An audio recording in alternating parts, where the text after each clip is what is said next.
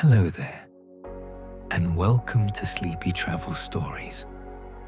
Tonight, we're traveling somewhere I've longed to visit for as long as I can remember.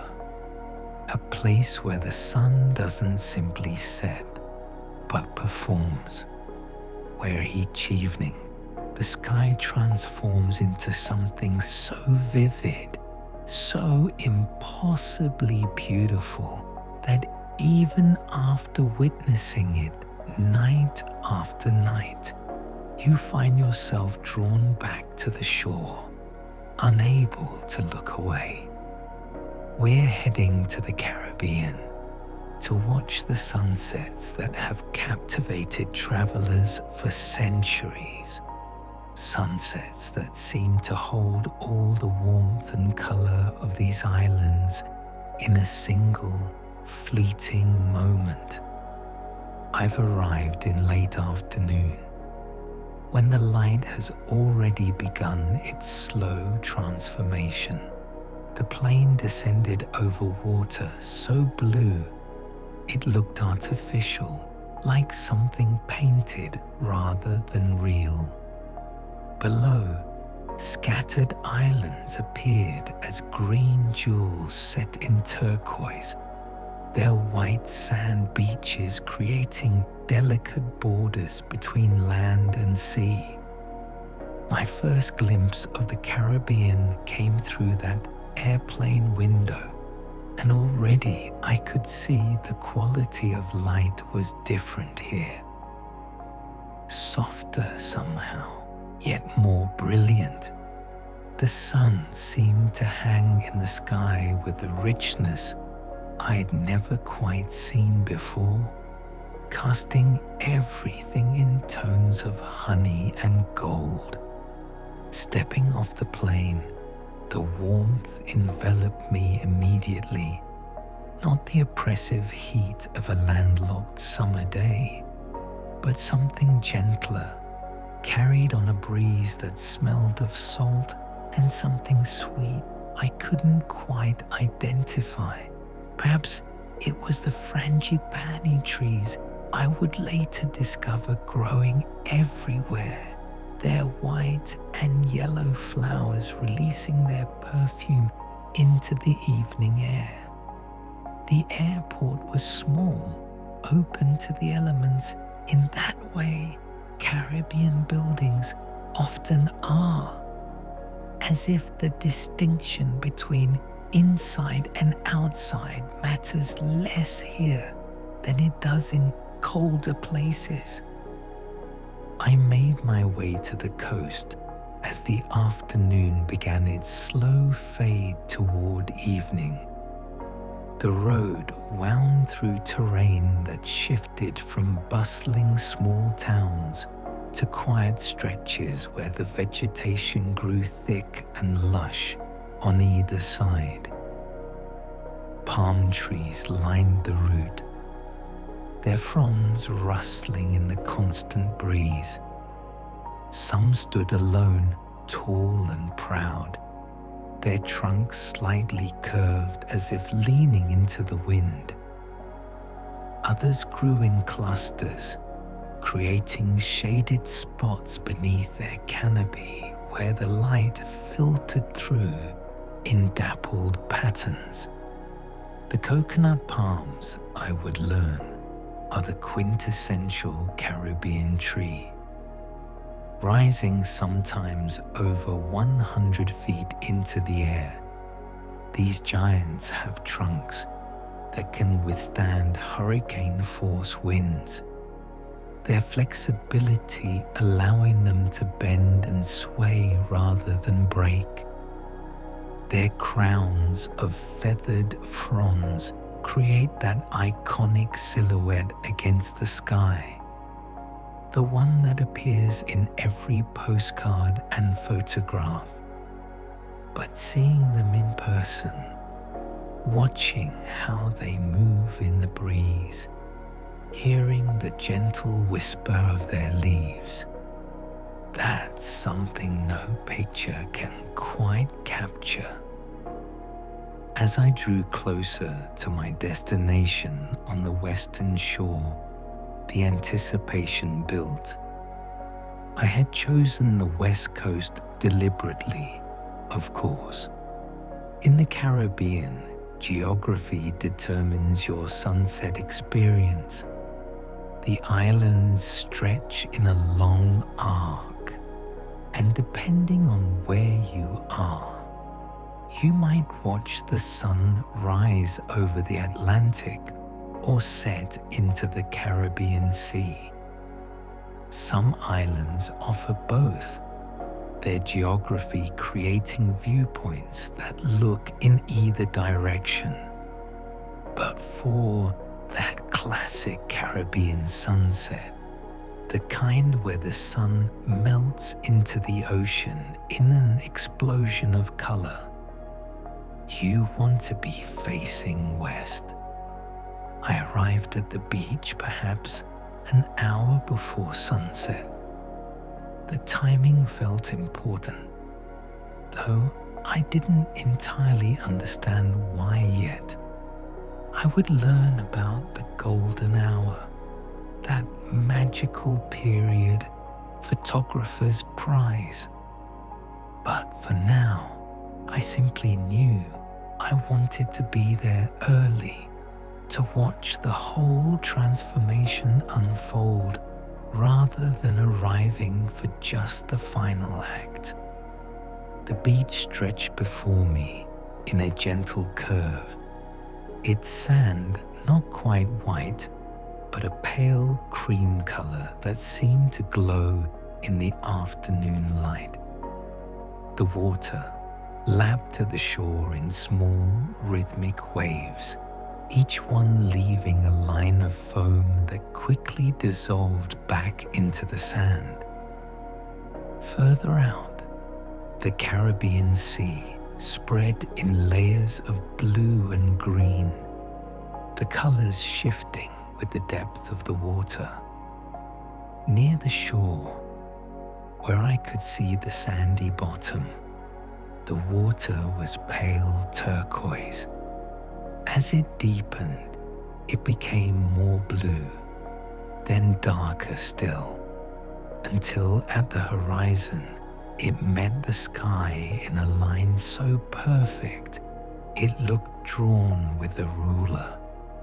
Palm trees dotted the beach, some growing at angles, their trunks curving out over the water before the weight of their crowns pulled them back toward a vertical. Their shadows stretched long across the sand, growing longer with each passing minute as the sun lowered in the western sky. Between the palms, smaller vegetation grew thick and green. Sea grape trees with their round, leathery leaves created low canopies. Beach morning glory vines sprawled across the sand, their purple flowers still open in the late afternoon warmth. I found a spot and settled in, my toes buried in sand that held the day's warmth. The beach wasn't crowded. A few other people had scattered themselves along the shore, individuals and couples who had also come, it seemed, to watch. There's something about a sunset that creates a kind of reverent quiet. People speak in lower voices, move more slowly, as if not wanting to disturb the performance about to begin. The air temperature, which had felt warm when I first arrived, began to shift ever so slightly. It wasn't cooler exactly, not yet, but the quality of the heat changed. The intensity that had pressed down during the afternoon began to ease. The breeze, which had been constant all day, seemed to pick up just a little, coming in steady off the water. It carried that salt smell, but also something else, something green and growing from the vegetation behind the beach. I watched the water, the way it caught and reflected the light.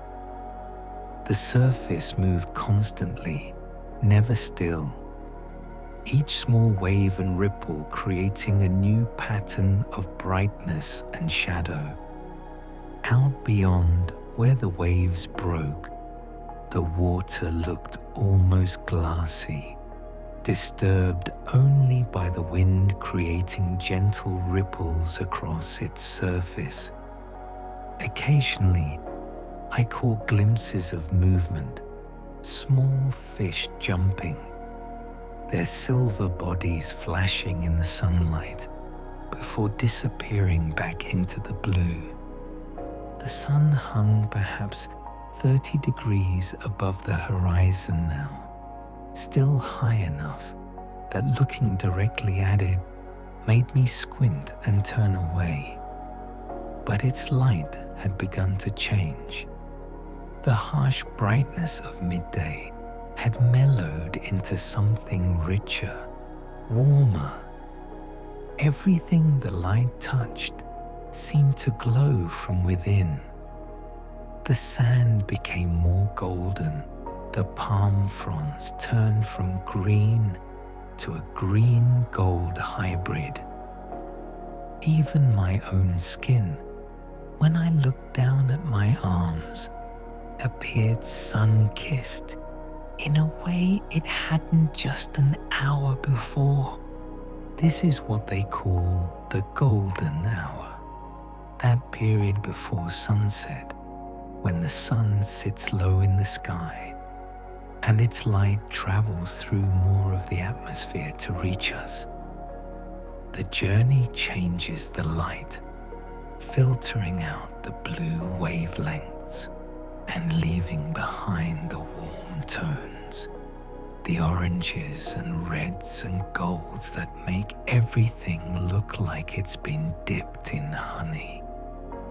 Photographers plan entire shoots around this light. Painters try to capture it, and here I was, about to witness it transforming an entire Caribbean evening. The science behind what I was about to see, I had learned, is actually quite precise. When the sun sits high in the sky during midday, its light travels through the least amount of atmosphere to reach us. But as it moves towards the horizon, the light must pass through increasingly more air, traveling at an angle through the atmospheric layers rather than straight down. This longer path through the atmosphere allows more of the shorter wavelengths to scatter away. Blue light scatters easily, which is why our daytime sky appears blue. But at sunset, with so much atmosphere to traverse, most of that blue has scattered out long before the light reaches our eyes. What remains are the longer wavelengths, the reds and oranges, creating that warm glow. In the Caribbean, several factors combine to make the sunsets particularly spectacular. The clean air over the ocean, free from much of the pollution and dust that can mute colors over land, allows the light to shine through more purely. The warm tropical air holds different moisture levels than temperate regions, creating unique atmospheric conditions. And the proximity to the equator means the sun sets more quickly here than in higher latitudes. There's less of a gradual twilight and more of a swift transition from day to night, concentrating all that color into a shorter, more intense display. I thought about all this as I watched, but mostly I just let myself feel it. The warmth of the sand beneath me, the sound of the waves, that eternal rhythm of approach and retreat, the palm fronds rustling overhead, the subtle cooling of the air as the sun continued its descent. My mind, which had been full of travel logistics and the busyness of getting here, began to quiet. There's something about watching a sunset that invites a kind of meditation. You can't rush it. You can't make it happen faster or slow it down. You simply have to be present, to watch, to let it unfold at its own pace. The sun had lowered further now, perhaps 20 degrees above the horizon. Its color had deepened from that brilliant white-yellow of midday to something more golden orange. I could look at it more easily now, though it was still bright enough to make me blink. The sky around the sun had begun to take on colors too. Directly surrounding the sun, the sky glowed pale yellow. Above that, it deepened to orange, then to a blue that grew darker the higher you looked. The water had become a mirror for all this color. The Caribbean Sea, which had been various shades of blue and turquoise throughout the day, now reflected the warm tones of the sky. Streaks of gold and orange stretched across the water from the horizon toward the shore, following the path of the sun's reflection. The surface rippled constantly, breaking that reflection into thousands of glittering points, like someone had scattered handfuls of gold coins across the sea. Other people had begun to gather on the beach now. Not many, but more than had been there when I first arrived. Some walked slowly along the water's edge, their footprints dark in the wet sand. Others stood in small groups, or sat as I did, facing west, watching. A couple with cameras set up tripods, adjusting their equipment with practiced efficiency. This wasn't their first Caribbean sunset, I could tell. They knew how to prepare, how to capture what was coming. But I had decided not to worry about photographs. I had my phone with me, yes, and I knew I would probably take a few pictures before the evening ended, unable to resist trying to preserve some trace of what I was seeing. But I had also promised myself that I wouldn't experience this moment primarily through a screen.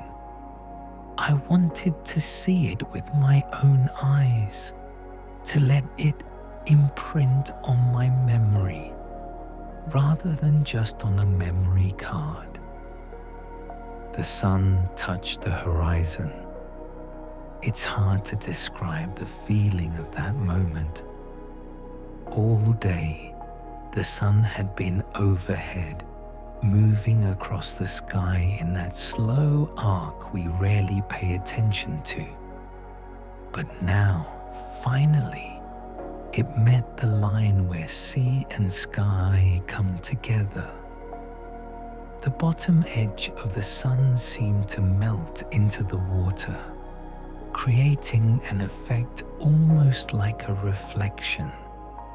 The real sun above and its mirror image below, both of them the same brilliant orange-gold color. The sky had erupted into color. That's the only way to describe it. The pale yellows and oranges of a few minutes earlier had intensified into something almost fierce. Directly above the horizon, the sky glowed brilliant orange, the color so pure and vivid it almost didn't look real. Higher up, that orange blended into pink, soft at first, then deepening to a color like coral or salmon. Above the pink, the sky transitioned through lavender to deeper purple, and higher still to the darkening blue of approaching night. Clouds, which had been scattered innocently across the sky during the afternoon, now became actors in the drama. The high, wispy cirrus clouds caught the sun's light and reflected it back in brilliant shades of orange and pink.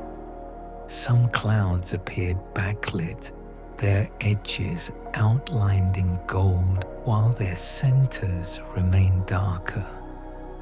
Others glowed from within, looking almost translucent, as if they were made of colored light rather than water vapor.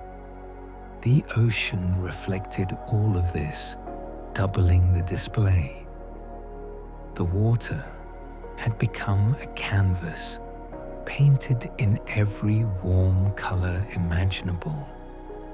Orange and gold near the horizon, where the sun's reflection cut a bright path across the waves.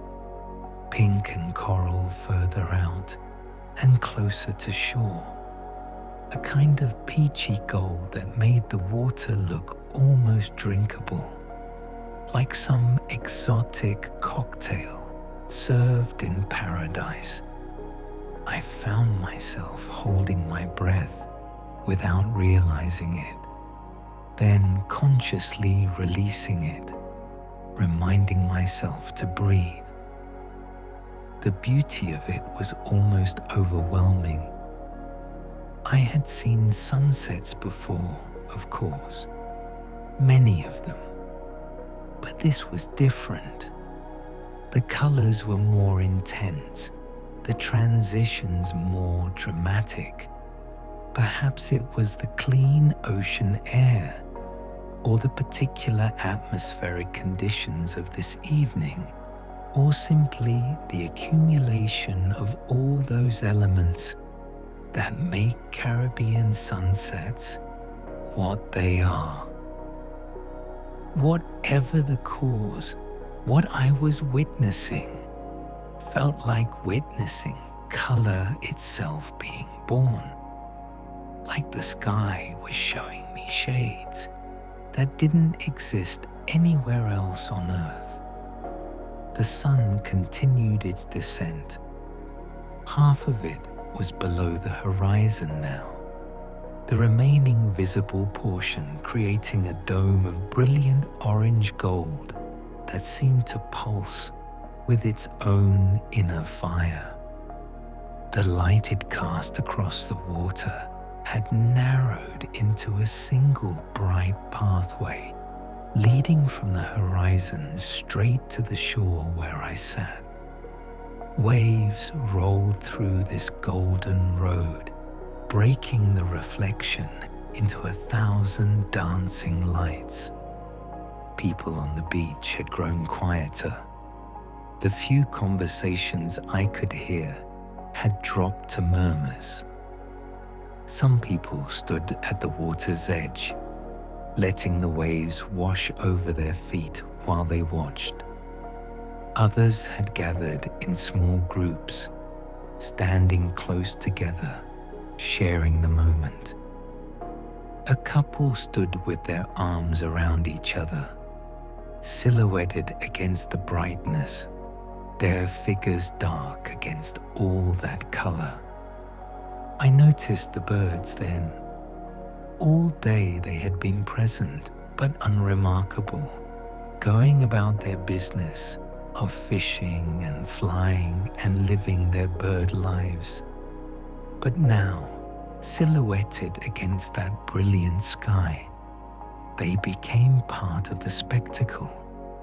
Pelicans glided low over the water, their wings spread wide, their ungainly bodies somehow graceful in flight. Frigate birds soared higher up, their forked tails distinctive even in silhouette. Each bird that crossed in front of the sun became a dark shape moving against the light, there for a moment, then gone. The sun slipped lower. Only a quarter of it remained visible now. A brilliant arc of gold, balanced on the edge of the world. The sky's colors had deepened further, the oranges becoming redder, the pinks becoming more intense. I had read that sometimes, in particularly clear conditions, you can see a green flash at the very last moment before the sun disappears completely. A brief emerald gleam caused by atmospheric refraction. I watched carefully, hoping to see it, but I had also read that it was rare, that most people who spend lifetimes watching sunsets never witness it. The final sliver of sun wavered on the horizon, distorted slightly by the atmosphere, appearing to flatten and widen. Then, in what seemed like just a breath, it slipped away. The sun was gone, dropped below the edge of the world, leaving only its light behind. But the show wasn't over. In some ways, it was just beginning. The sky, freed from the sun's direct presence, became even more spectacular. The clouds that had been brilliant orange began to shift toward pink and purple. The horizon glowed with the line of orange and red, as if the departed sun had left embers burning along the edge of the sea. Above this warm horizon, the sky transitioned through a spectrum of colors, each band blending seamlessly into the next. Orange became pink, became lavender, became purple, became the deepening blue of twilight. This is the blue hour, that period after sunset, but before full darkness, when the sky takes on those deep, cool tones that feel somehow both energizing and peaceful. The light has a quality during blue hour that's difficult to describe. It's not quite daylight anymore, but it's not yet night. Everything takes on a slight blue cast, as if you're seeing the world through a filter. Shadows deepen, but the sky still holds enough light that you can see clearly. The ocean had changed again with the sun's departure. The brilliant golds and oranges had faded, replaced by softer colors. The water near shore became a pale blue-gray, while further out it deepened to navy, almost black in the areas where the fading light couldn't quite reach. The waves continued their eternal rhythm, but their sound seemed louder now, more noticeable, without the visual distraction of all that color. The air temperature shifted more noticeably now. What had been merely a slight cooling became definite. I felt the warmth that had soaked into the sand all day beginning to radiate back out, creating a bubble of heat rising from below, while cooler air settled from above.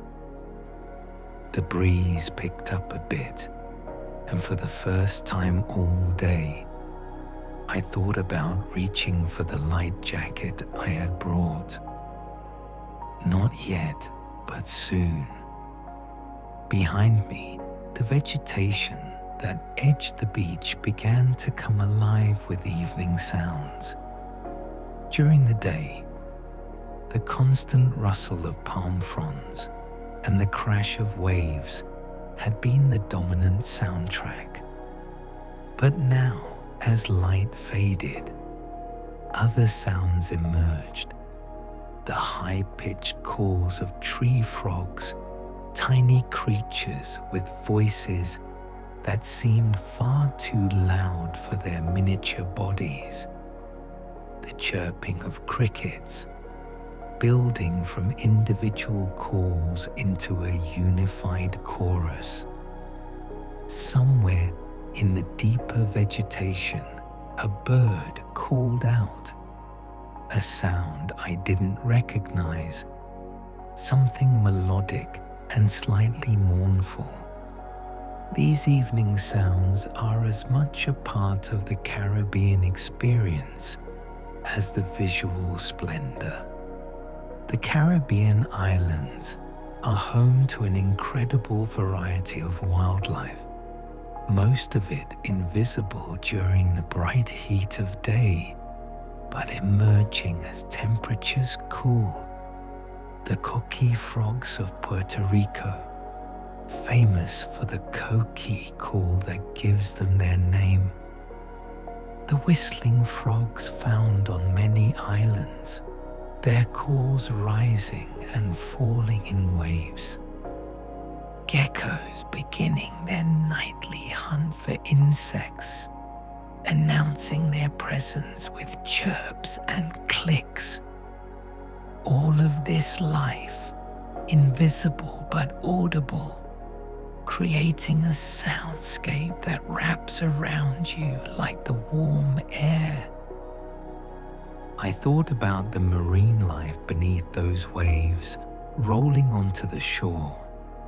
During my research before this trip, I had learned about the incredible biodiversity of Caribbean waters. Over 12,000 species of marine life call these waters home.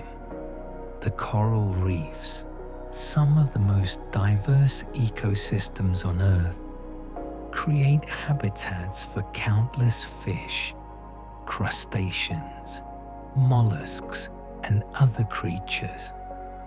Even now, as I watch the waves in the fading light, life continued beneath the surface in a complexity I could barely imagine. The sea turtles that nest on these beaches, coming ashore at night to lay their eggs in the sand. The dolphins that swim in pods offshore, hunting and playing in those deeper blue waters. The sharks, graceful and misunderstood, patrolling the reefs. The manta rays gliding through the water like underwater birds. The schools of tropical fish in their impossible colors, blues and yellows and greens that seem too bright to be real, hiding among the coral branches and sea fans. Some Caribbean locations I had read experienced something called bioluminescence, where microscopic organisms in the water light up when disturbed, creating an eerie blue-green glow. Certain bays in Jamaica and Puerto Rico are famous for this phenomenon.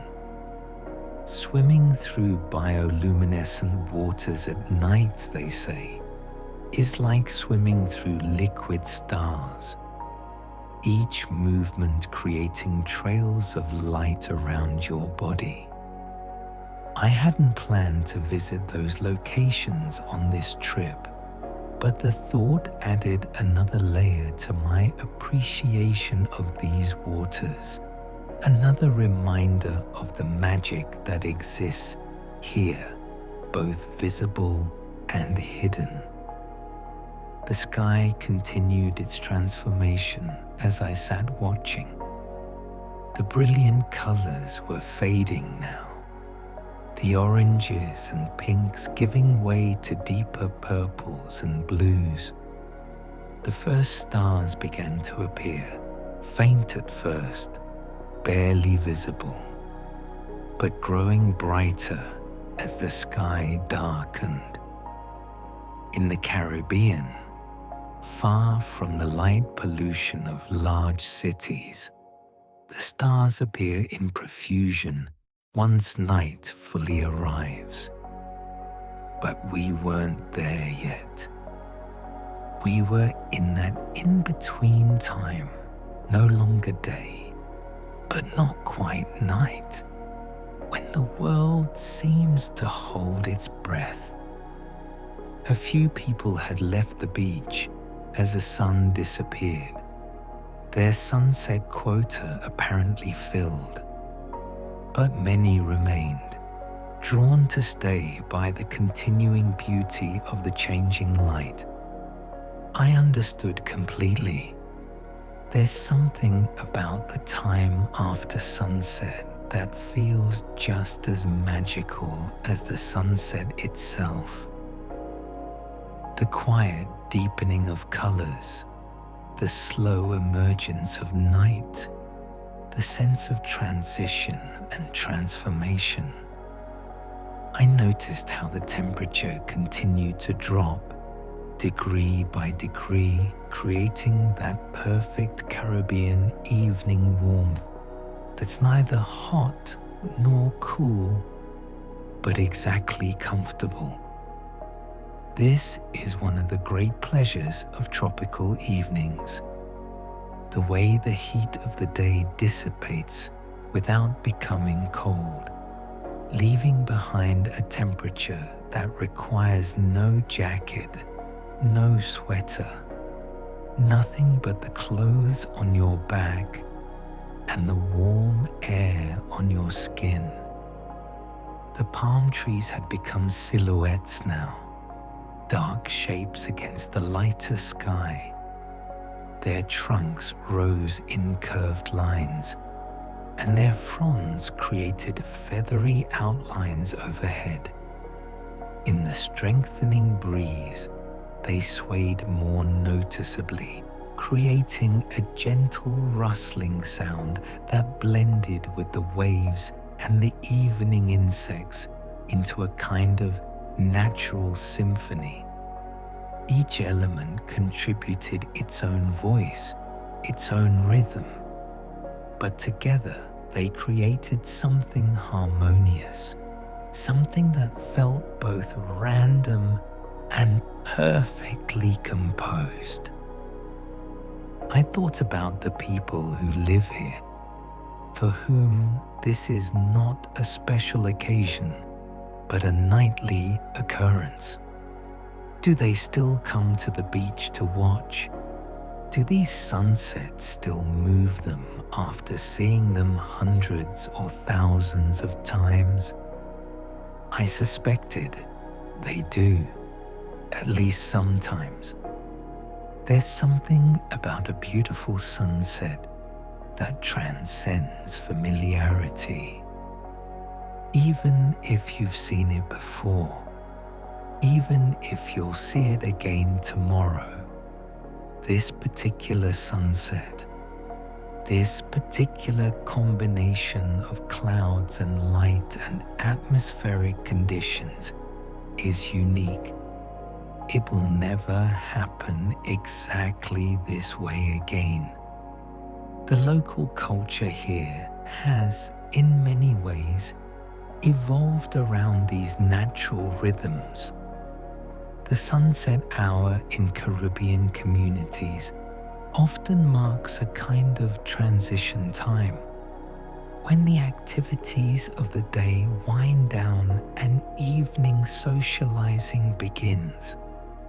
In many towns and villages, people gather in the cooling air, sitting on porches or at beachside bars, talking and laughing as the light fades. Children play in the last of the daylight, while adults share the day's news or simply enjoy each other's company in companionable silence. I had noticed, even in my brief time here, how the pace of life seemed to shift with the sun. The afternoon heat encouraged a slower tempo, a kind of languid movement that conserved energy. But as evening approached and temperatures moderated, there was a subtle quickening, a renewed energy. People emerged from the shade. Restaurants began to fill. Music started to play from bars and homes, the rhythms of soca and reggae and calypso drifting on the breeze. The Caribbean's musical traditions are as rich and varied as its sunsets.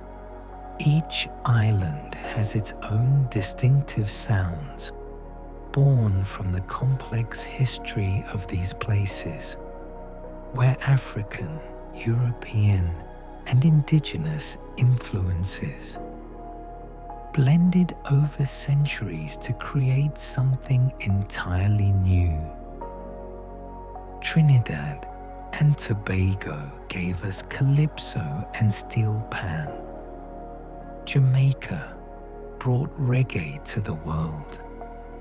The Dominican Republic has merengue and bachata.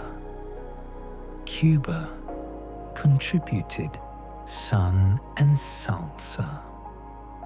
All of these musical forms share certain qualities: rhythm that makes you want to move, melodies that stick in your mind, lyrics that tell stories of love and struggle and joy. On some islands, sunset marks the beginning of evening celebrations, impromptu gatherings where locals and visitors alike come together. I had read about places like Rick's Cafe in Jamaica, perched on cliffs above the water, where people gather nightly to watch the sunset, and the daring cliff divers who jump into the sea as the sky changes color.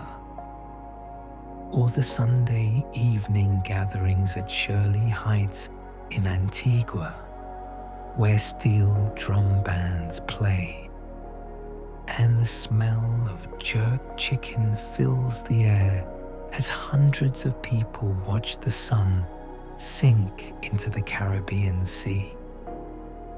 These traditions speak to something universal about sunsets, the way they bring people together. There's a democratic quality to watching the sky change colors. It doesn't matter who you are, where you're from, how much money you have. Everyone sees the same sunset, experiences the same beauty. It's one of nature's free gifts, offered daily to anyone who takes the time to watch. The sky had deepened to a rich purple now, the last traces of pink and orange fading from the horizon. The ocean had become dark, its surface barely visible, except where the waves caught the last of the light and turned briefly white with foam before dissolving back into darkness. Behind me, lights had begun to appear in the buildings and homes that dotted the coastline, creating a different kind of constellation.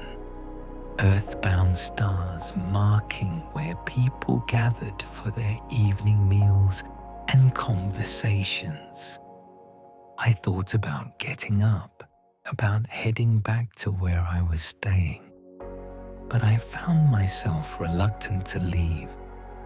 There was something peaceful about sitting here in the gathering darkness, listening to the waves and the evening sounds, feeling the warm air on my skin.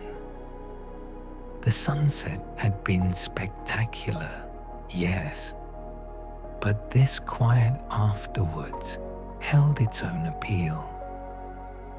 This was the part that wasn't photographable, the feeling part, the being there part. The Caribbean sunset experience, I realized, isn't just about the visual spectacle, as magnificent as that is. It's about the complete sensory experience, the way the air feels against your skin, that perfect evening warmth, the sound of the waves, constant and soothing, the smell of salt and tropical flowers mixing on the breeze, the slight grittiness of sand between your toes, the taste of that salt on your lips if you lick them. All of these elements combine to create something that photographs can't quite capture, that words can struggle to convey. Different Caribbean islands offer subtly different sunset experiences, shaped by their geography and orientation. In Aruba, positioned far south in the Caribbean, the sunsets are famous for the way the famous divi trees, permanently bent by the trade winds, frame the sinking sun. The beaches there, wide and white, provide excellent viewing platforms, and the water's shallow depth creates that stunning turquoise color that holds its brightness even as the sun drops low. In Jamaica's Negril, the cliffs and rock formations add dramatic shapes to the sunset compositions.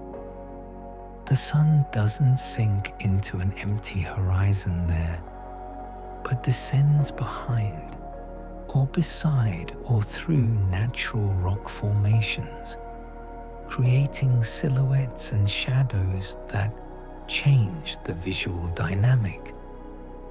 And because Jamaica sits farther north than the southern Caribbean islands, the angle of the sunset shifts with the seasons more noticeably, creating variation throughout the year. The Virgin Islands, both US and British, offer sunset views where you can often see other islands in the distance, creating layers in the composition. The sun might set behind a neighboring island rather than into open water, creating a different kind of beauty. The dark silhouette of land against the glowing sky. And in places like Tortola or Virgin Gorda, elevated viewpoints allow you to watch the sun from above rather than at beach level, seeing how the light plays across the water from a bird's eye perspective. St. Lucia's famous pitons, those twin volcanic peaks that rise dramatically from the sea, create one of the Caribbean's most distinctive sunset backdrops. Watching the sun descend behind or between these ancient mountains adds a sense of grandeur to the experience, a reminder of the powerful geological forces that created these islands millions of years ago. Each location has its advocates, locals, and frequent visitors who will tell you their sunset is the best, the most beautiful, the most spectacular, and perhaps they're all right. Perhaps every Caribbean sunset is the best sunset, at least in that moment, for that viewer, with those particular conditions. That's the thing about beauty in nature. It's not really a competition. Each beautiful thing can exist on its own terms without diminishing any other beautiful thing. The darkness had deepened considerably while I sat lost in thought. The sky overhead had become a deep, dark blue, almost black, scattered with stars that grew brighter by the minute.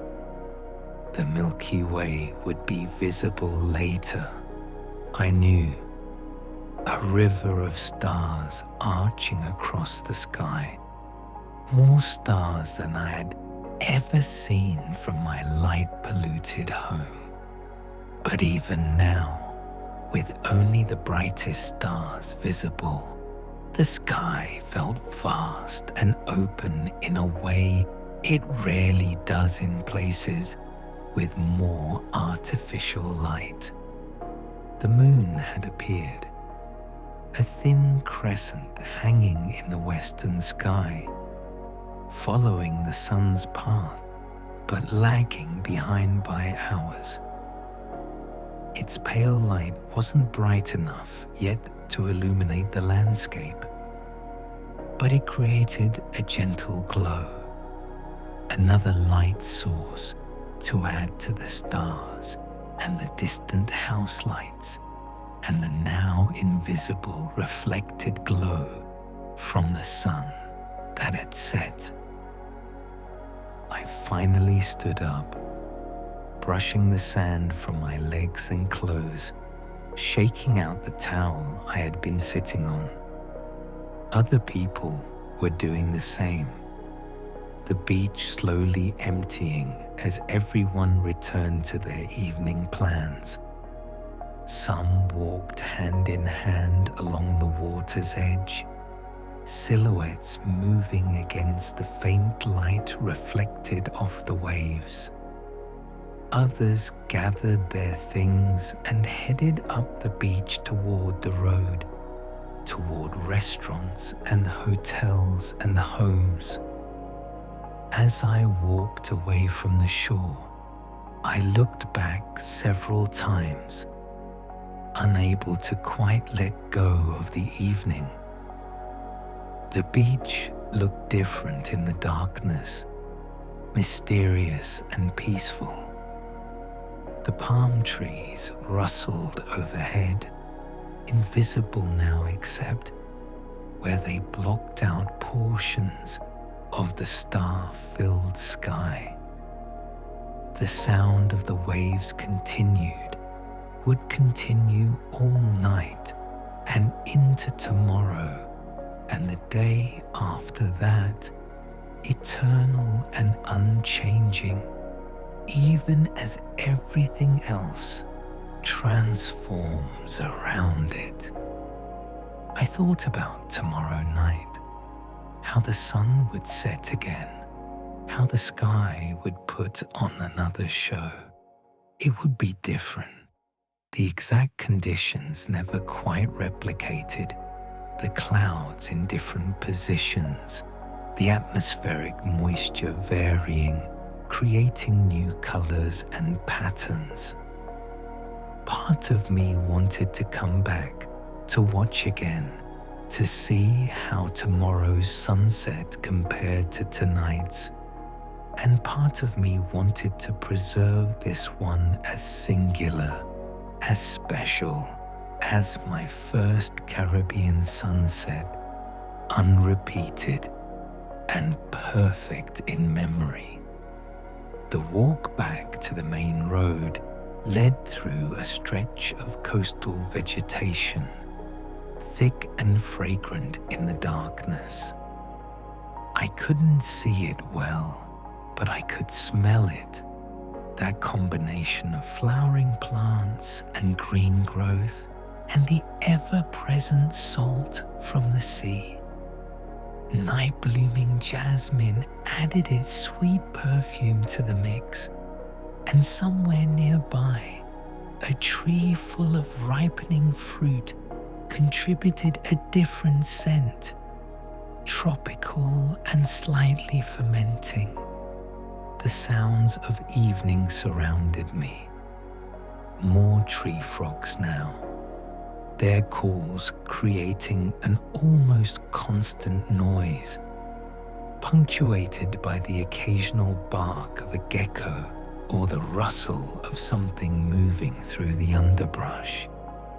In the distance, music played, voices and laughter carrying on the breeze. Life continuing, people enjoying their evening, the night just beginning for many, even as others, like me, were winding down. I emerged onto the road where a few cars passed occasionally, their headlights cutting through the darkness. The walk back was short, just a few minutes, but I found myself moving slowly, still in that contemplative space the sunset had created. There's something about watching the day end that invites reflection, that makes you think about time and change and the passage of moments. The Caribbean sunset had been everything I had hoped for and more. The colors had been as spectacular as promised, perhaps even more so in person than I had imagined. But what surprised me was everything else, all the elements I hadn't fully anticipated, the way the temperature shifted so perfectly, the sounds that created such a rich auditory backdrop, the feeling of the sand and the breeze, the sense of being present in a moment that was both spectacular and peaceful, both exciting and calming. I thought about the science I had learned, the physics of light and atmosphere that creates those colors. Understanding the mechanisms doesn't diminish the magic. If anything, it enhances it. Knowing that what I was seeing was the result of light waves traveling through increasing amounts of atmosphere, scattering and filtering until only the warm wavelengths remained, made me appreciate it more. The universe following its rules, creating beauty as a byproduct of physical laws. But I also thought about the less quantifiable aspects, the emotional and almost spiritual dimensions of the experience. There's a reason sunset watching is a universal human activity, found in every culture that has access to a view of the horizon. There's something in us that responds to the ending of day, to the transition from light to darkness, to the spectacular display the sky provides as it makes that shift. Perhaps it's written into us from our evolutionary past, when sunset meant finding shelter and safety. Perhaps it's simply an aesthetic appreciation, our brains responding to beauty wherever we find it. Or perhaps it's something deeper, some connection to the cycles of nature, to the reminder that everything changes, everything transforms, and beauty exists in those transitions.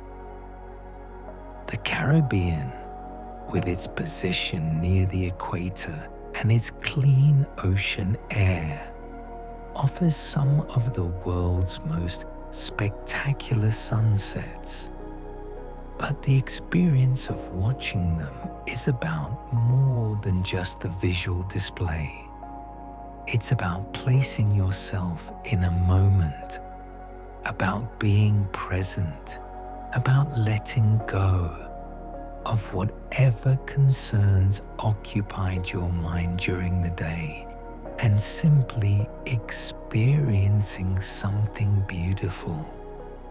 It's about connection to nature, to the place you're in, to the other people who have gathered to watch alongside you, to something larger than yourself.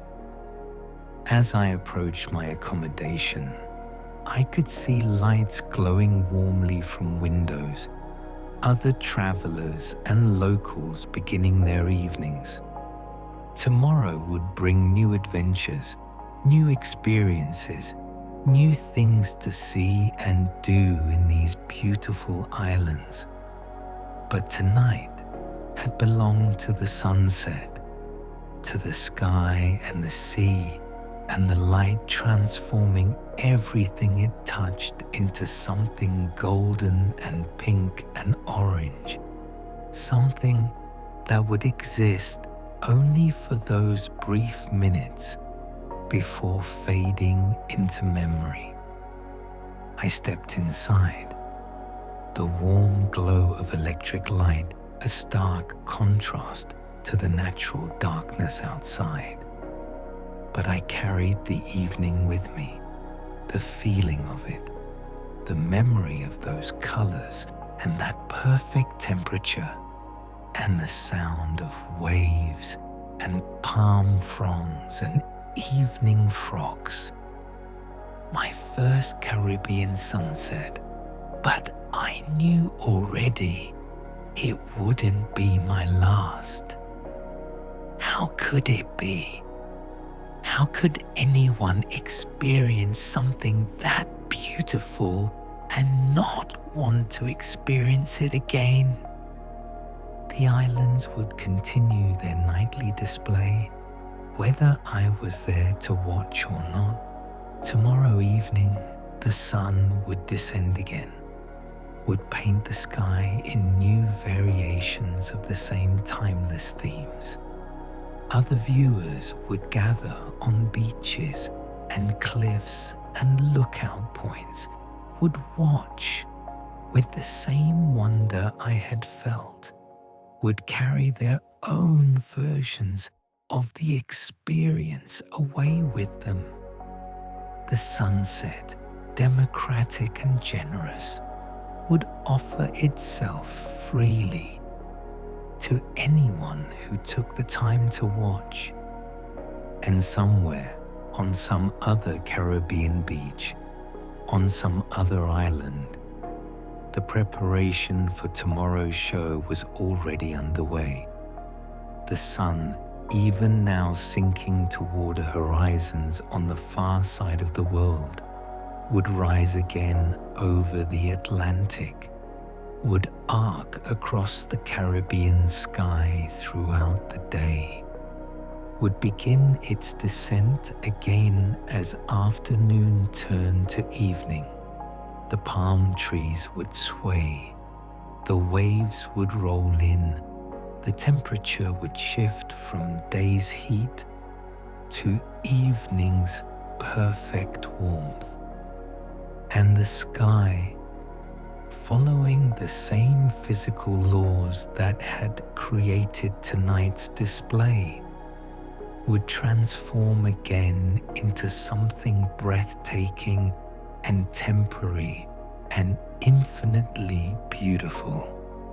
In my room, I stood by the window for a moment, looking out at the darkness that now fully covered the island. The stars were brilliant now, no moon bright enough yet to wash them out. The night sounds continued their chorus.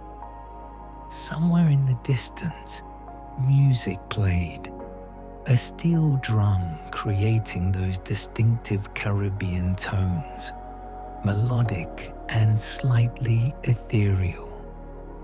I thought about all the travelers who had come to these islands before me, across centuries, who had watched these same sunsets, the indigenous Taino and Carib peoples who were here first, for whom these islands were home, not destination.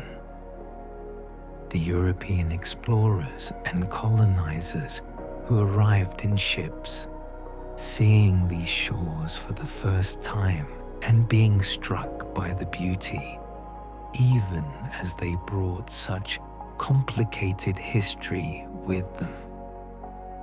The Africans brought against their will, who endured unimaginable hardship, but whose cultural influence shaped everything from the music to the food, to the language, to the art. The waves of immigrants from around the world who made these islands their homes, each group adding their own threads to the cultural fabric. All of them, at some point, probably paused to watch a Caribbean sunset, stood on a beach or a cliff or a dock and watched the sky transform, felt that same sense of wonder, that same appreciation for natural beauty. The sunset, constant across time, even as everything else changed, connecting past viewers to present ones, to future ones in a chain of shared experience. And tomorrow, I would wake to a Caribbean sunrise, the cycle beginning again. The sun rising over the Atlantic side of whichever island I found myself on, painting the eastern sky in colors that mirror the western sky's evening display.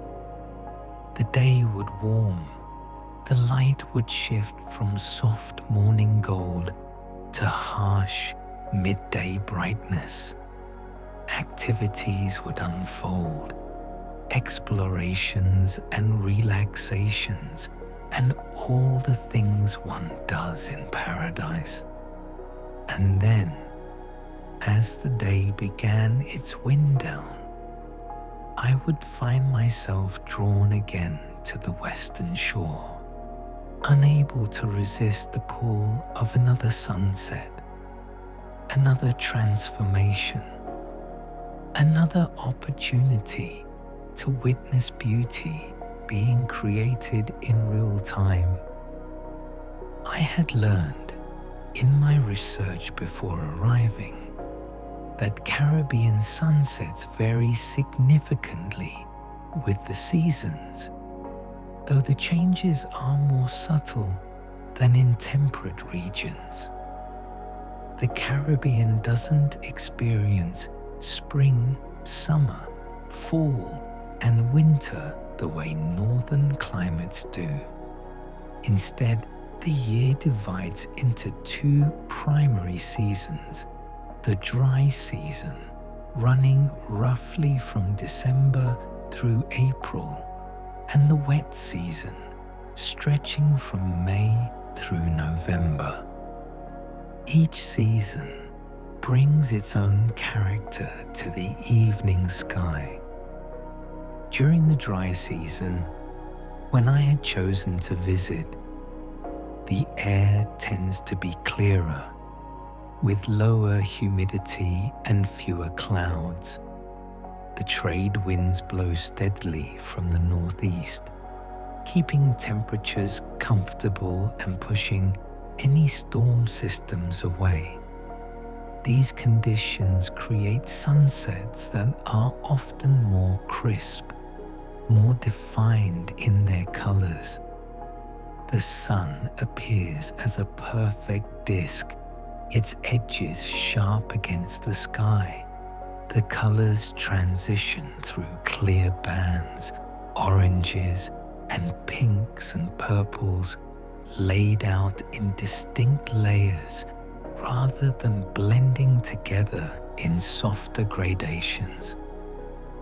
But the wet season, I had read, offers its own spectacular displays. The higher humidity and increased cloud cover during these months create more dramatic skies. Towering cumulus clouds build during the afternoon, their tops reaching high into the atmosphere, where they catch the setting sun's light and reflect it in brilliant displays. These clouds add three-dimensionality to the sunset, creating depth and drama that clear skies cannot match.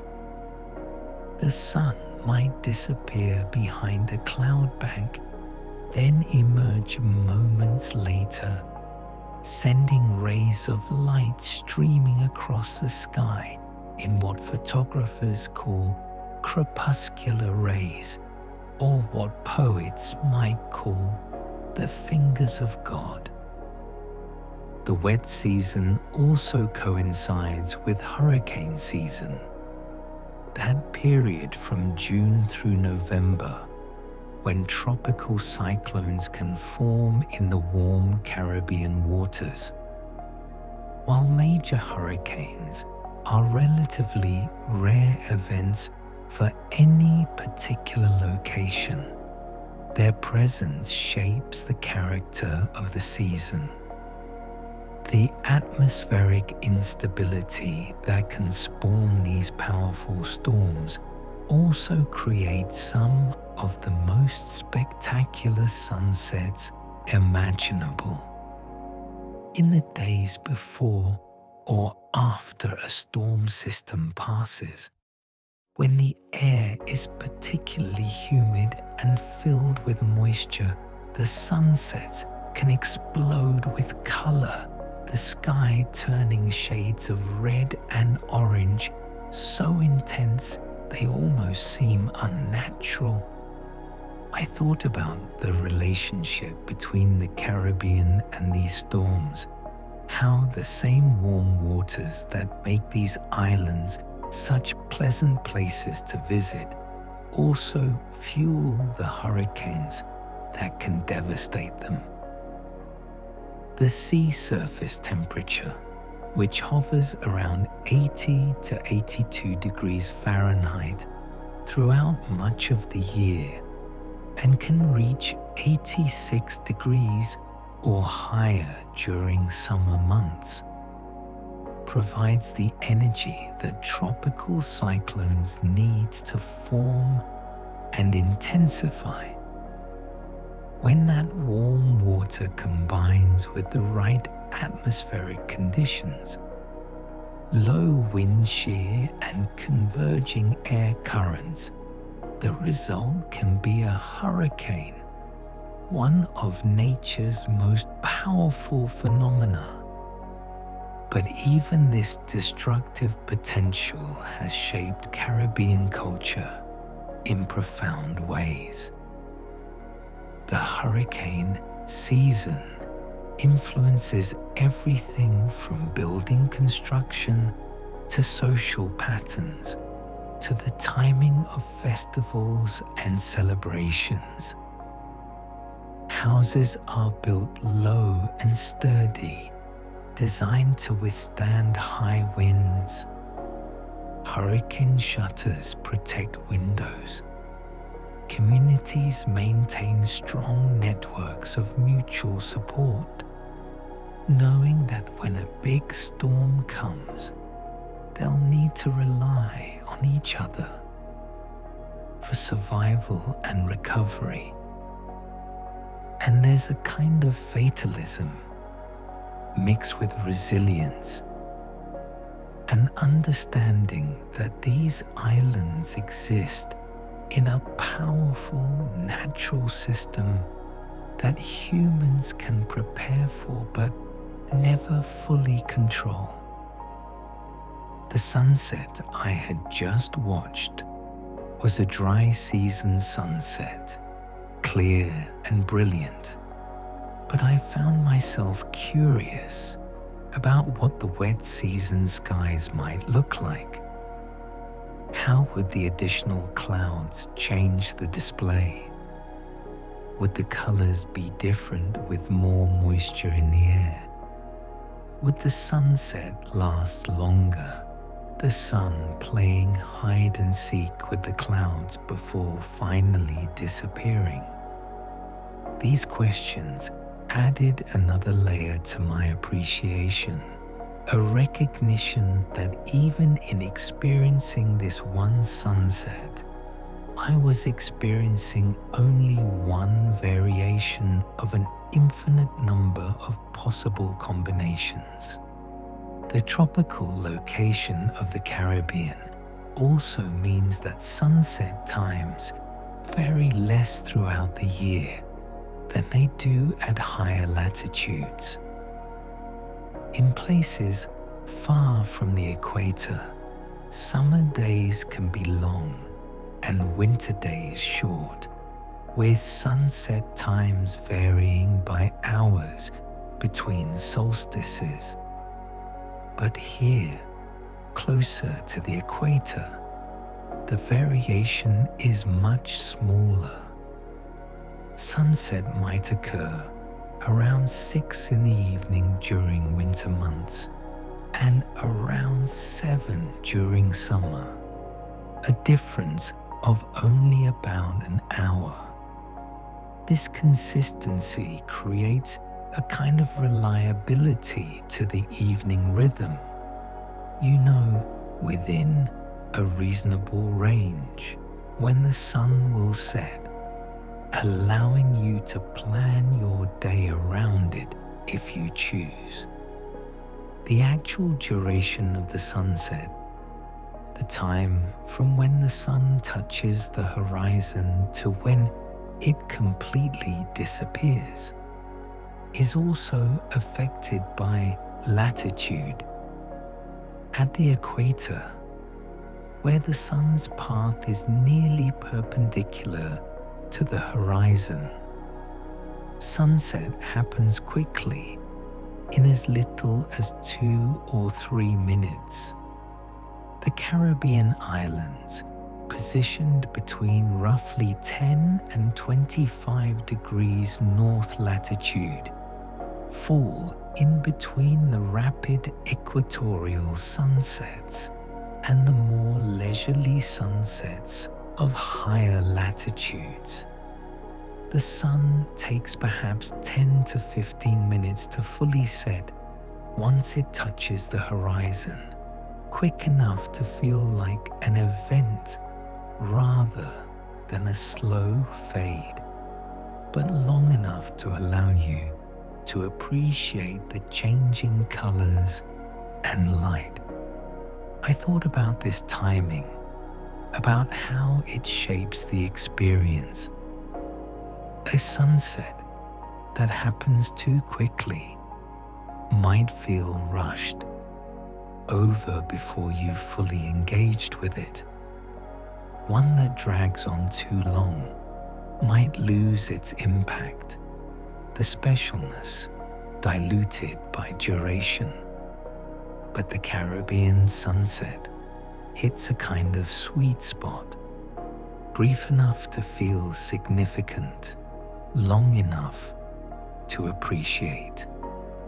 It's a performance with a defined arc, the slow descent as the sun approaches the horizon, the crescendo as it touches the water and the colors intensify, the climax as it sinks below the edge of the world, and the denouement as the sky slowly transitions from sunset colors to twilight blues. The predictability of the sunset time also means that sunset watching becomes woven into the daily rhythm of Caribbean life in a way it might not in places where sunset varies dramatically. In tourist areas, bars and restaurants position themselves to offer sunset views, timing their happy hours to coincide with the evening show. Local families might make sunset beach walks a regular tradition. Fishermen heading out for night fishing or returning from day trips time their departures and arrivals around the light. The sunset becomes not just a beautiful event, but an organizing principle for the day's activities. I had noticed this even in my brief time here, the way conversations would reference the sunset. Meet before sunset. We'll finish after the sun goes down. The best time is right around sunset. The sun's departure marked a transition point, a before and after, as reliable as a clock and far more beautiful. The beaches themselves vary throughout the Caribbean, each offering a different stage for the sunset performance.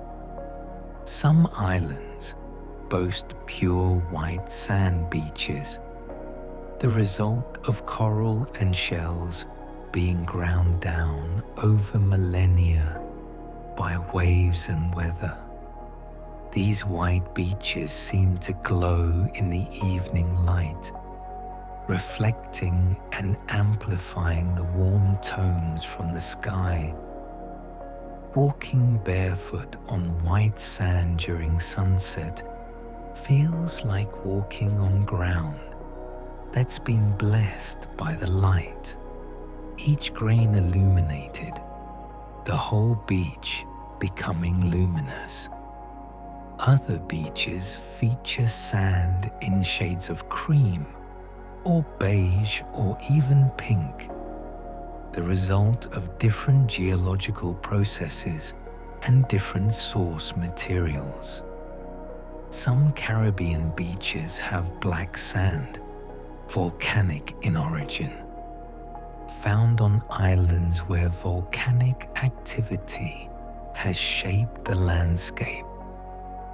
These dark beaches create dramatic contrasts during sunset, the black sand absorbing the light while the sky blazes overhead. The visual effect is striking, the darkness below making the brightness above seem even more intense. The width of the beach matters too. Wide, expansive beaches like those found in Punta Cana or Aruba give you distance from the water, allowing you to take in the full scope of the scene, from the vegetation behind you to the horizon ahead. Narrow beaches bring you closer to the waves, making the experience more intimate, more immediate. You feel the spray from larger waves, hear the sound more intensely, become more aware of the ocean as an active participant in the evening rather than just a backdrop. The water itself plays a crucial role in the sunset experience, beyond just providing a horizon for the sun to sink behind. The Caribbean Sea, relatively shallow compared to the open ocean and protected to some extent by the island chain, has a character all its own. The water temperature, warm year-round, allows for easy swimming, even in the evening hours. After watching sunset, you could wade into the water and continue enjoying the twilight from within the sea itself, floating in that perfect temperature water under a darkening sky. The clarity of Caribbean water is legendary. In many locations, you can see the bottom even in water 20 or 30 feet deep, the sand and rocks and marine life visible through the crystalline clarity. This transparency affects how the water catches and reflects light during sunset. Rather than being an opaque mirror, the water has depth to it, layers of blue and green visible beneath the surface reflections. You might see a fish jumping in the distance, backlit by the sunset, or notice a stingray gliding through the shallows, its shadow moving across the sandy bottom. The coral reefs that fringe many Caribbean islands add another dimension to the marine environment. These underwater structures, built slowly over centuries by tiny coral polyps, create habitats that support an explosion of life. Over 1,300 species of fish live in Caribbean waters, along with countless invertebrates, from the tiniest plankton to large sea turtles and rays. The reefs themselves are living structures, each coral a colony of animals working together, creating the calcium carbonate skeletons that build the reef structure. During sunset, the life of the reef transitions from day to night mode. The fish that feed during daylight hours begin to seek shelter in crevices and caves within the reef structure. Parrotfish, those colorful reef residents, that spend their days chomping on coral and algae wrap themselves in mucus cocoons for protection during the night. Octopuses, which hunt primarily at night, begin to emerge from their dens. Lobsters become more active, venturing out from their hiding spots to forage. The reef never sleeps, but it changes shifts, the day workers clocking out while the night crew clocks in. This changing of the guard happens beneath the surface, mostly invisible to those watching sunset from shore. But knowing it's happening adds richness to the experience. The water you're looking at, beautiful in its surface appearance, contains within it entire worlds of activity and life, dramas and struggles and moments of grace playing out unseen in the depths.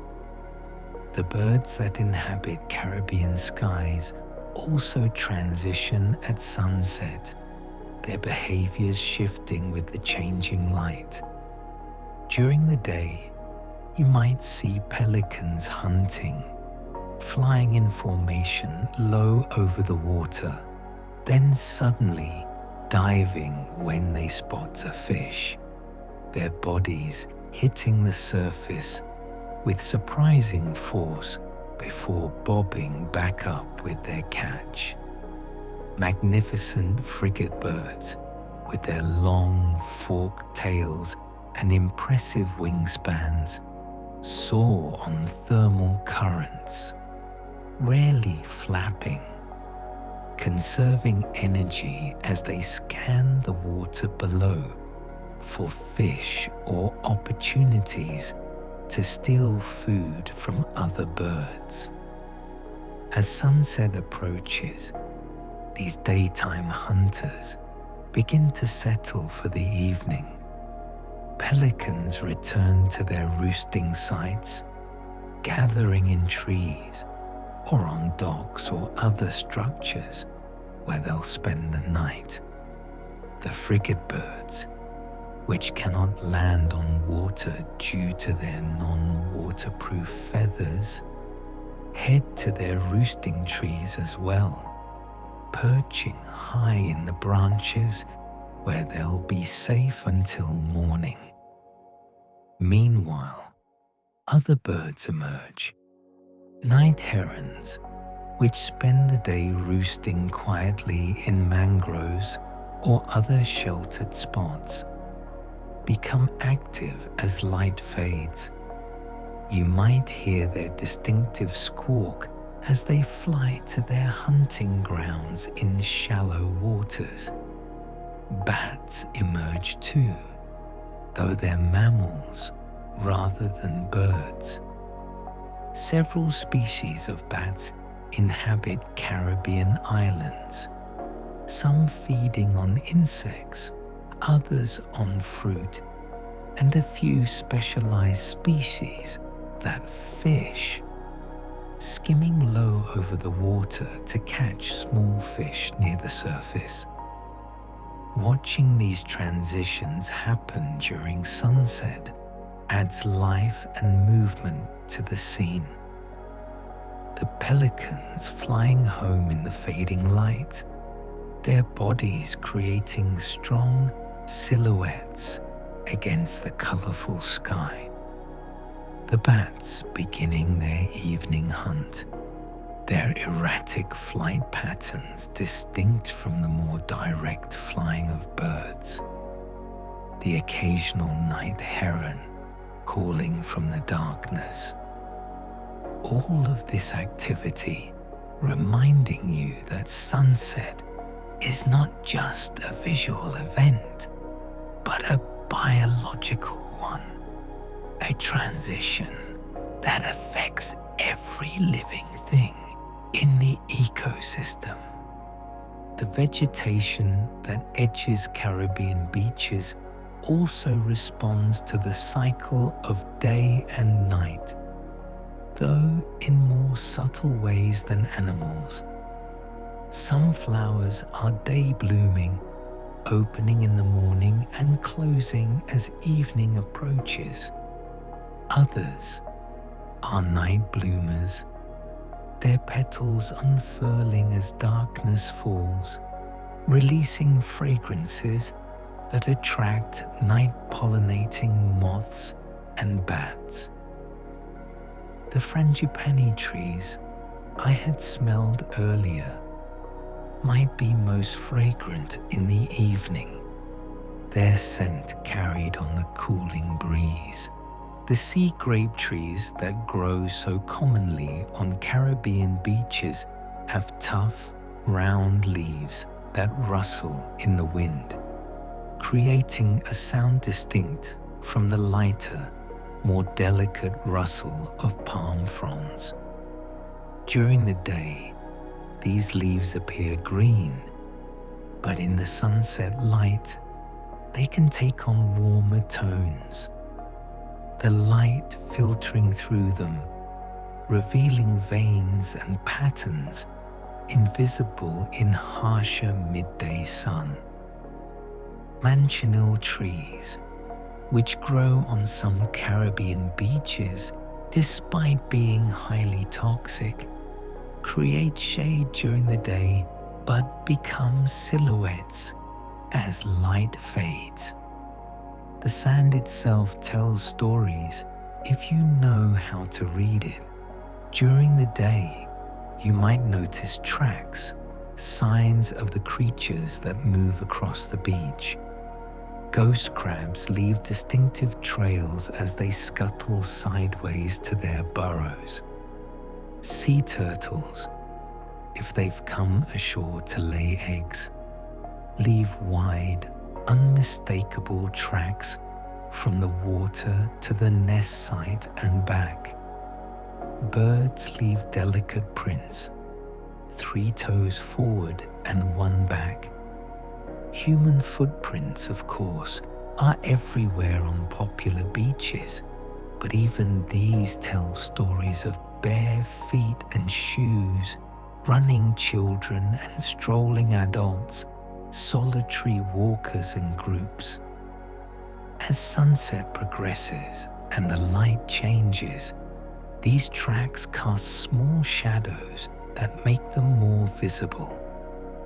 What might have been difficult to see in bright midday light becomes easier to spot in the angled evening light.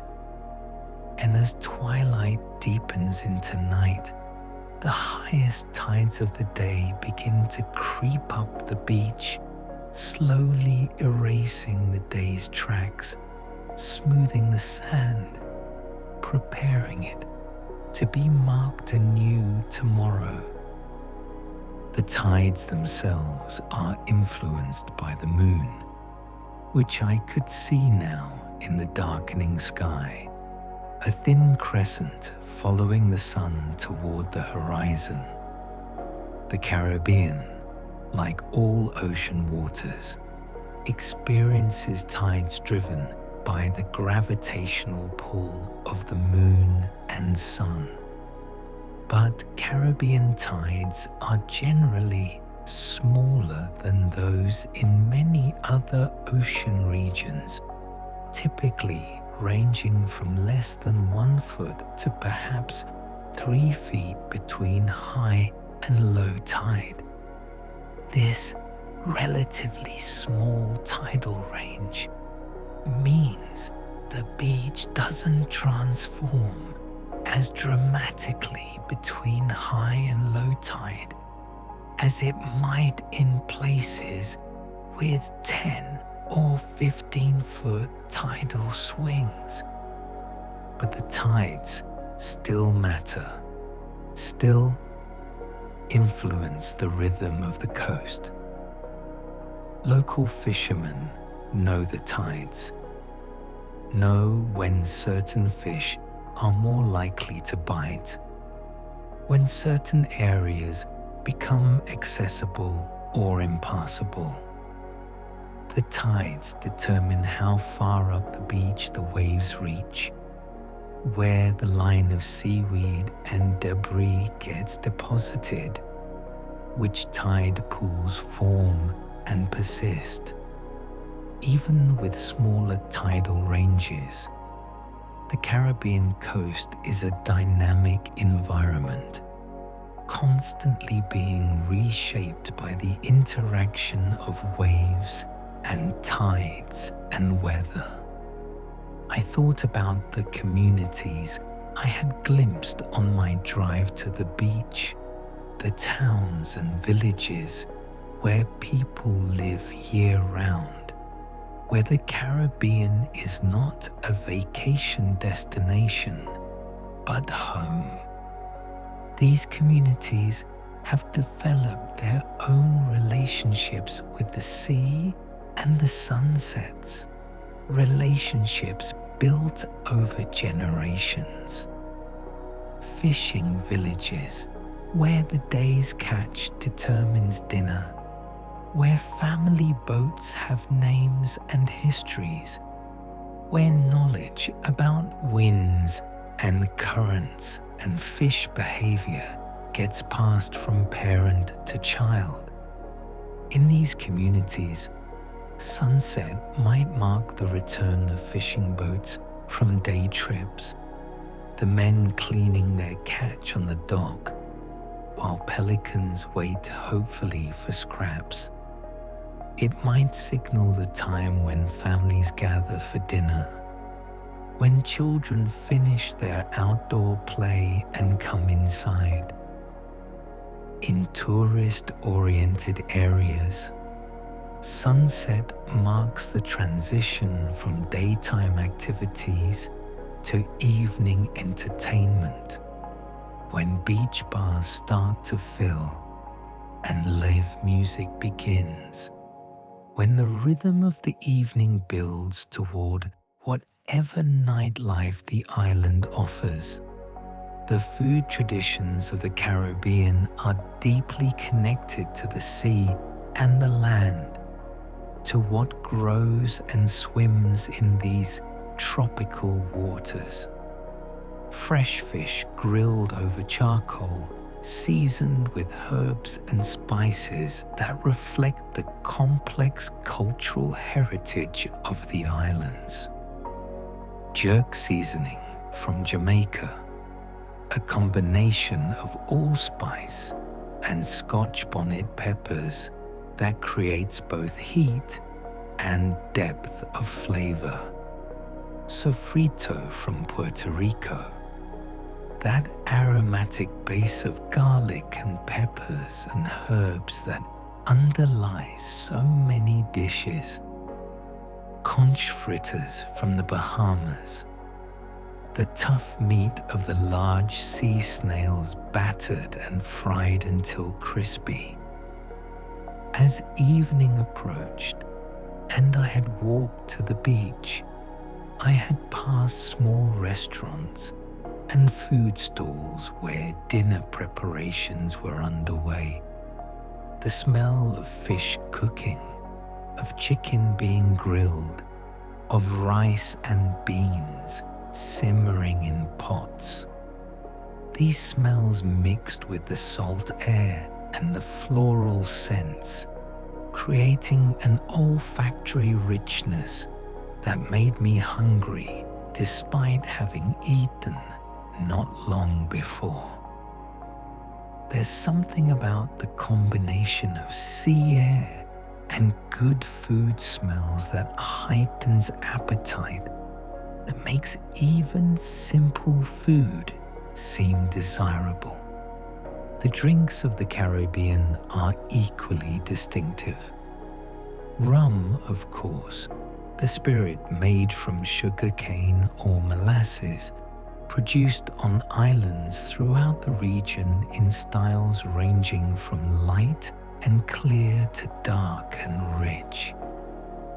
Each island has its own rum traditions, its own favorite brands and distillation methods.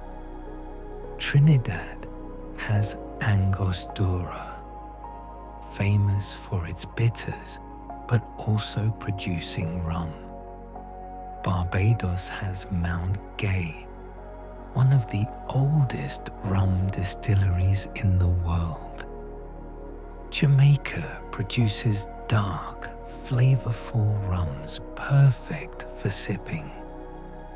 Puerto Rico claims Bacardi, though the company has a complicated relationship with the island now. Rum cocktails have become synonymous with Caribbean evenings.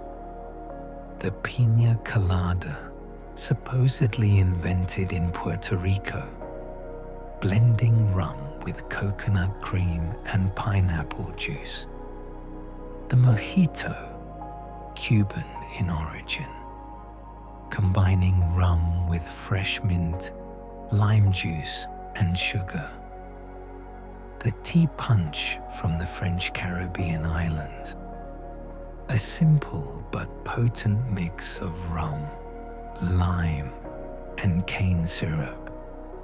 Each of these drinks captures something essential about the Caribbean. The tropical fruits, the rum that's been produced here for centuries, the refreshing qualities, perfect for warm evenings.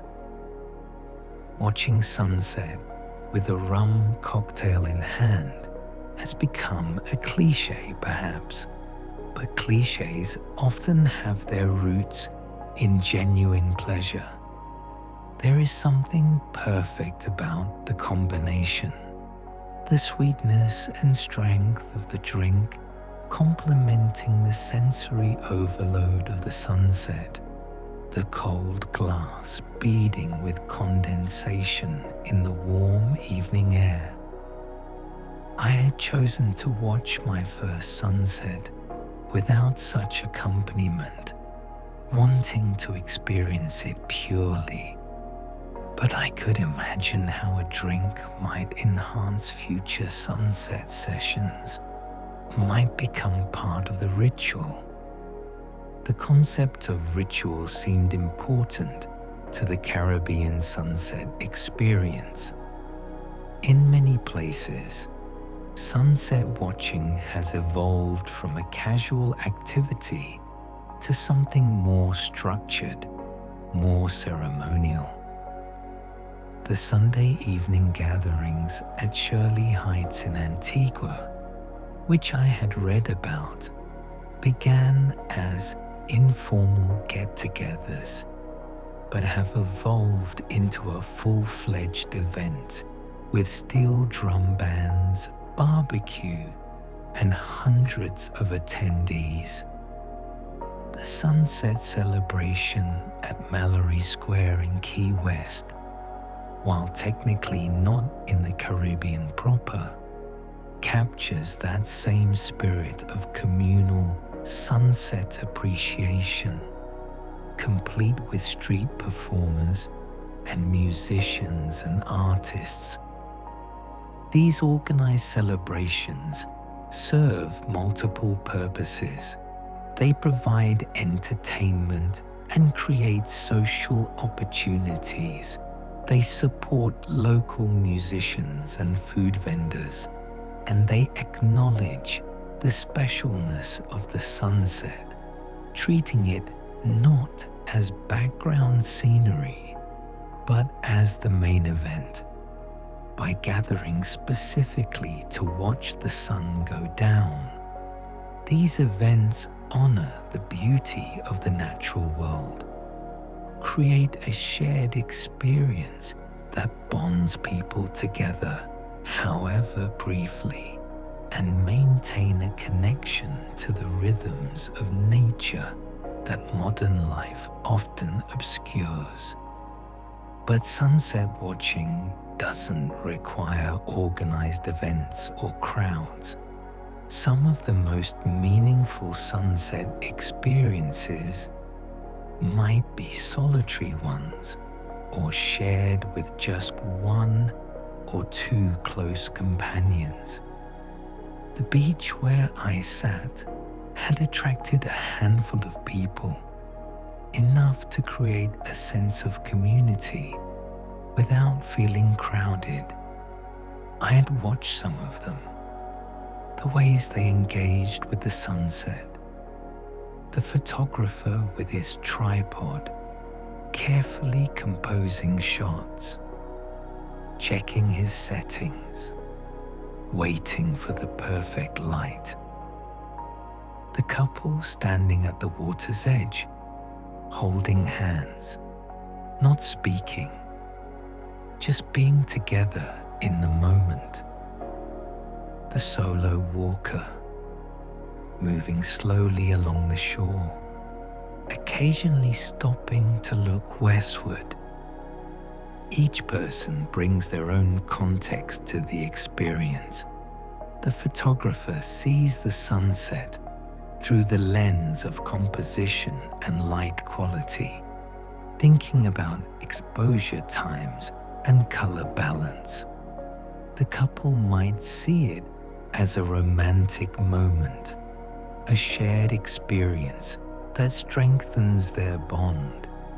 The walker might use it as meditation, the regular movement and the beautiful sky combining to create a contemplative state.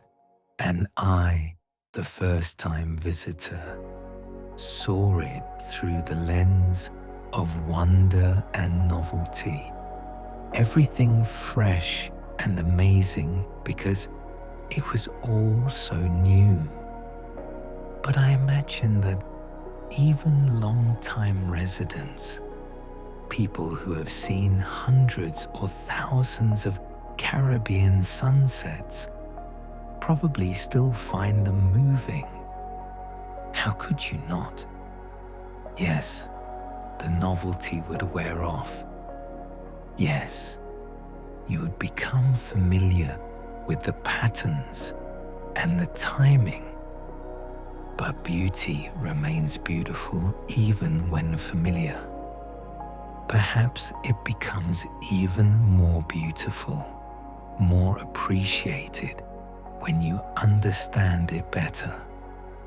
When you can anticipate how the light will shift and the colors will evolve.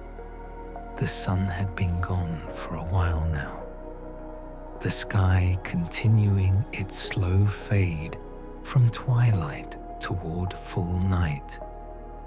Venus had appeared, the evening star, bright enough to be visible even before full darkness. Other stars were emerging too, one by one, then in groups, then in a flood, as the sky darkened enough for them to shine through. Constellations I didn't recognize at these latitudes began to take shape. The Southern Cross, visible from the Caribbean, pointing toward the South Celestial Pole. Orion, familiar from my northern home, but appearing higher in the sky here, differently positioned against the celestial sphere. The Milky Way would become visible soon. That river of stars stretching across the sky, more visible here than it had been in my light-polluted city. From dark Caribbean beaches, far from urban centers, the night sky reveals itself in all its glory. Thousands of stars visible to the naked eye. Meteor showers when they occur, seeming to rain down fire across the heavens. Satellites passing silently overhead. Occasionally a planet visible as a steady, non-twinkling point of brightness. This transition from sunset to starlight felt like a complete experience, a full cycle from day to night. The sky had progressed from blue to golden to orange to pink to purple to indigo to black.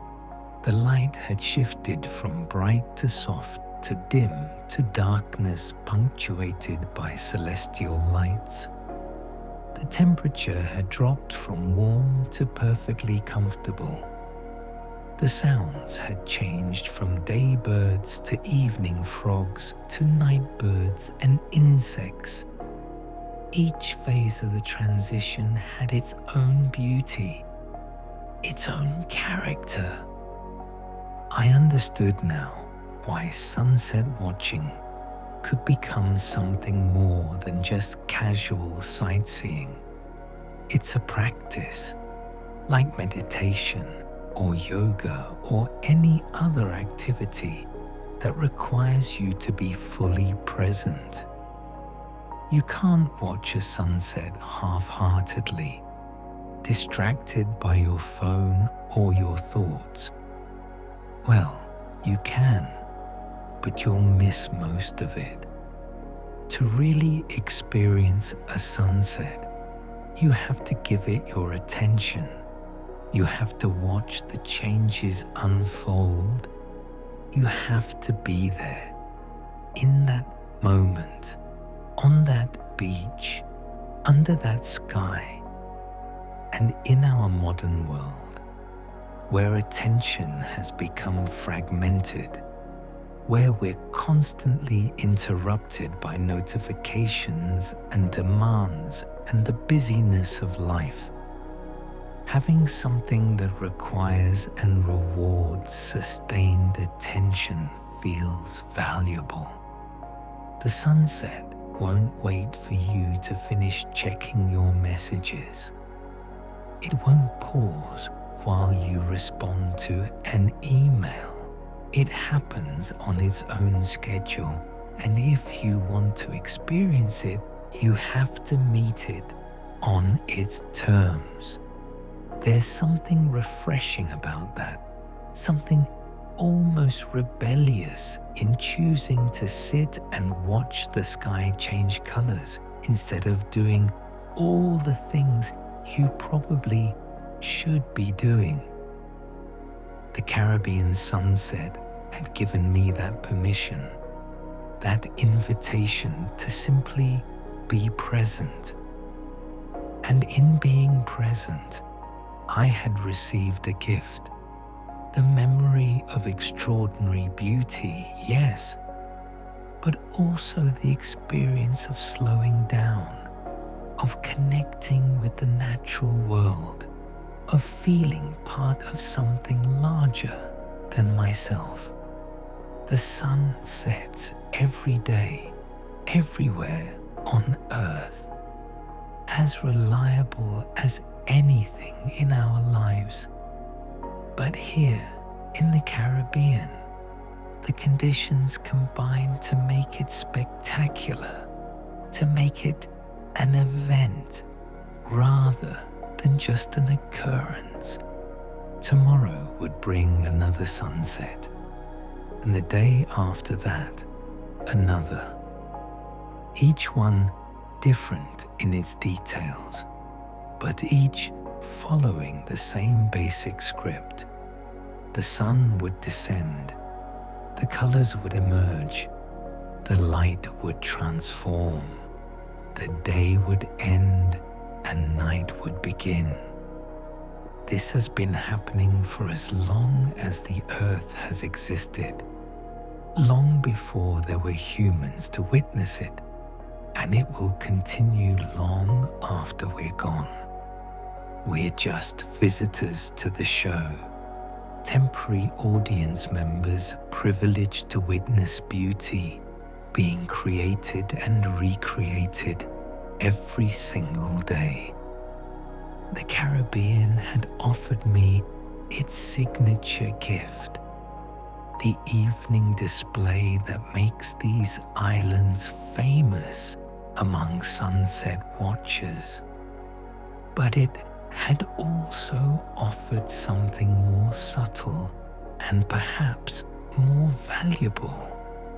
A reminder to slow down, to watch, to be present.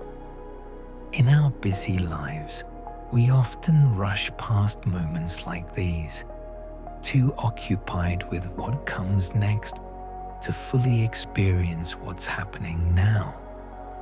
But sitting on that beach, watching the colors change and feeling the temperature shift and hearing the evening come alive around me, I had practiced a different kind of being. Patient, attentive, open. That perhaps is the real gift of the Caribbean sunset. Not just the beauty itself, though that is considerable, but the invitation it extends to stop and watch and feel and be. The permission it grants to set aside worries and plans and simply experience something beautiful happening right in front of you. The reminder that the natural world continues its cycles independent of our human concerns, offering displays of incredible beauty to anyone who takes the time to notice. As I finally turned away from the window and prepared for sleep, I felt grateful for the journey that brought me here.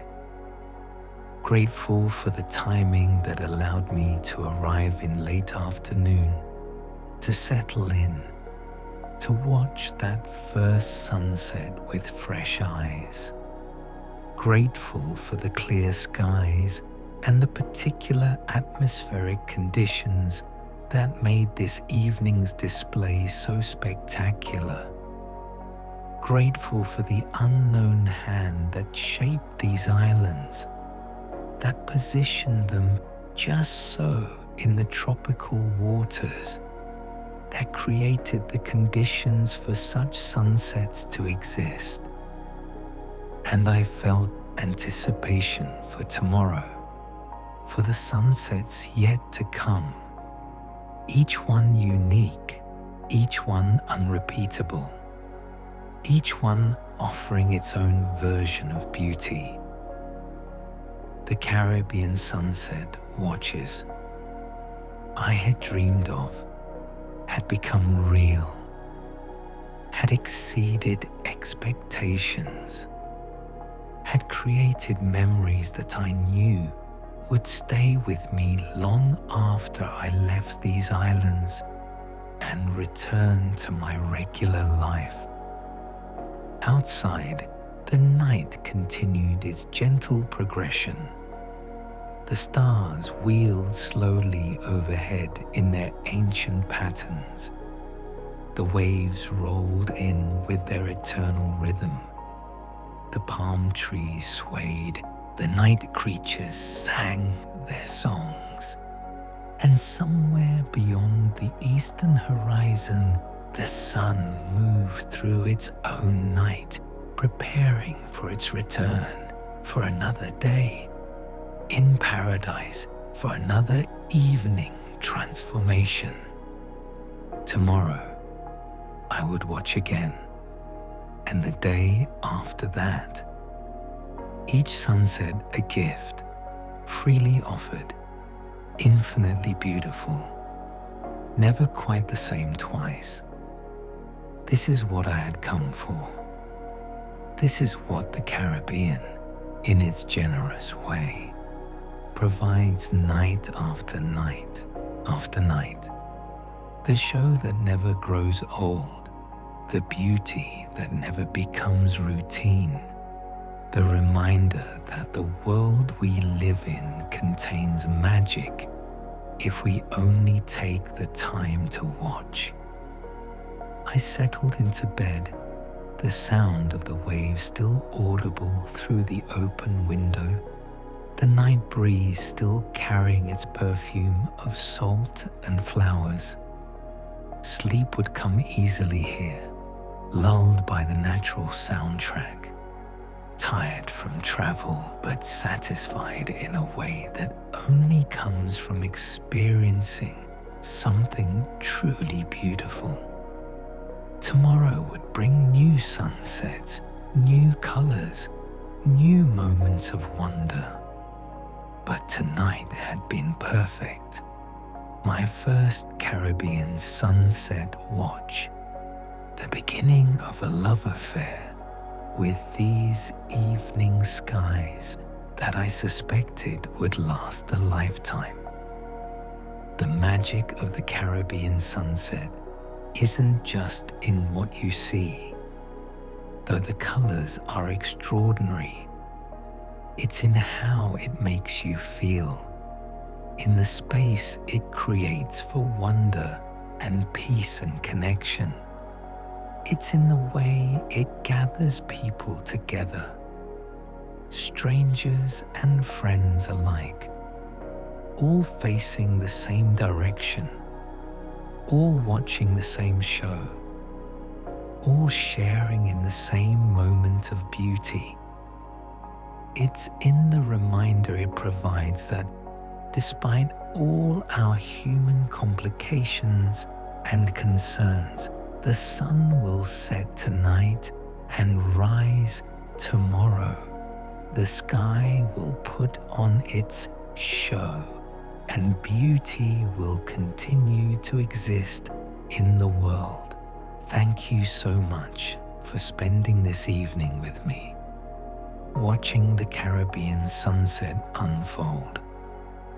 If you enjoyed this journey, I hope you'll consider subscribing to the channel and giving this video a gentle like.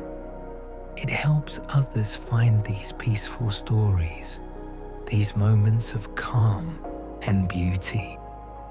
Sweet dreams wherever you are, and may your own skies, wherever they might be, show you something beautiful. Until next time, sleep well.